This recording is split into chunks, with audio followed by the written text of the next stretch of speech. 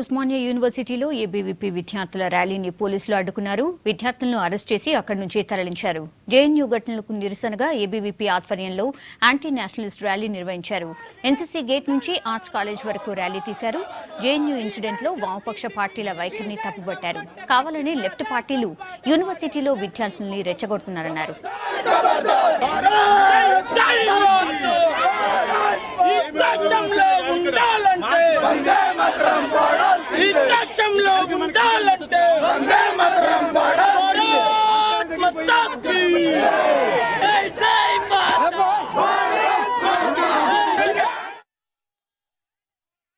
ఇవాళ రాజకీయ నాయకులు కావచ్చు, ఇవాళ కాంగ్రెస్ పార్టీ కావచ్చు, వామపక్ష నాయకులు కావచ్చు, ఇవాళ దేశద్రోహులకు ఈరోజు మద్దతు ఇవ్వడం మనం చూస్తా ఉన్నాం.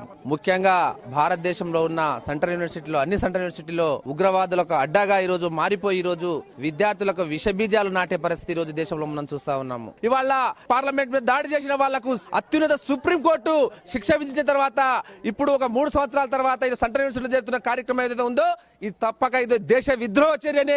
ఇలాంటి జరిగితే మేము సహించము.